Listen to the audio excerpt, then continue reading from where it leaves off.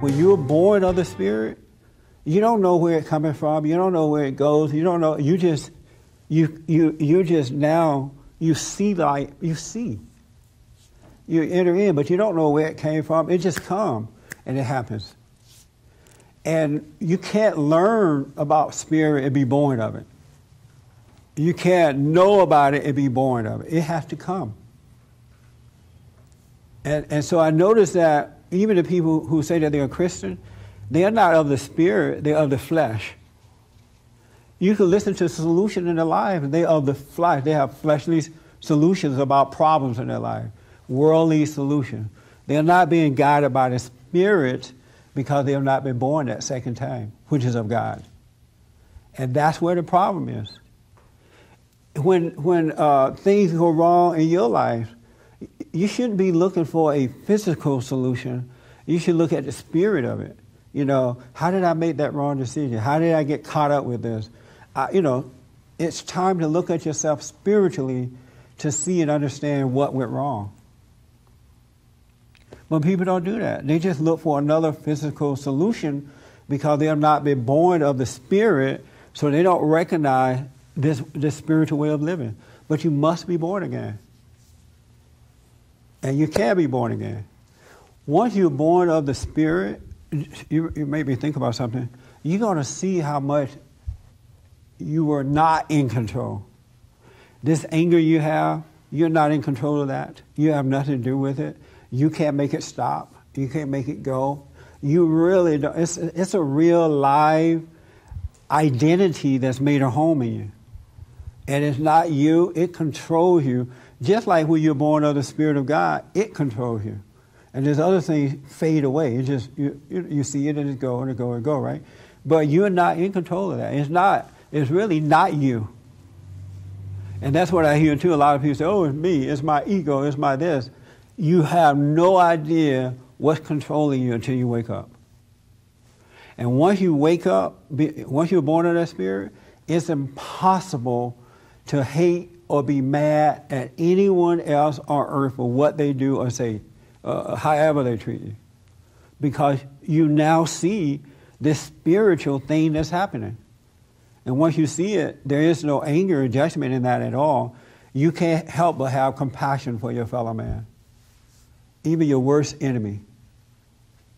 That doesn't mean you won't take action to protect yourself, right? But you'll see how to do that as well.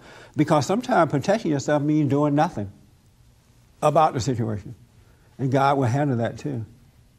But if you're not born of that Spirit, you're going to always try to do something about the situations in your life.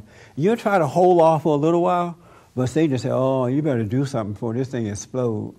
You know, you better take some kind of action. You find yourself taking action. But with the Spirit of God, even if Satan tries to tempt you to take action, he doesn't have authority over you anymore. He can't deceive you to take action. Let me take Ernest back there first, and then I'll come back to you. He waited a while.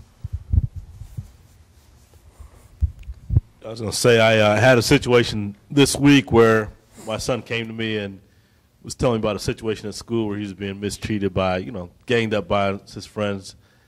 And, so I was telling him, not to take it personal and forgive. And, like a natural thing to say, to forgive. But the minute I uttered those words, I realized that, I didn't even really know how to forgive.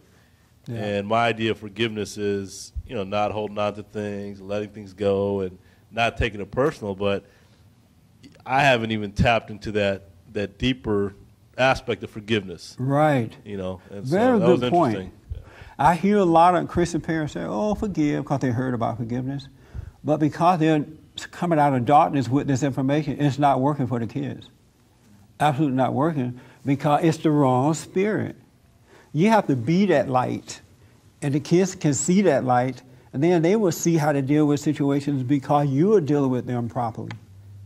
But if you are dealing with things in darkness, that's what's being passed on to them. Yes, sir.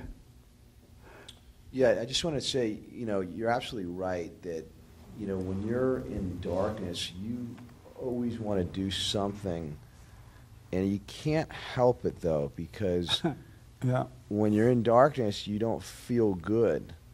And therefore, if you don't feel good, then the movement is to try to make yourself feel good in some way, whether it's to go pick up the Bible or, you know, to go do this, go do that. And your will is going to constantly be exercised in order to try to make something happen. Yeah.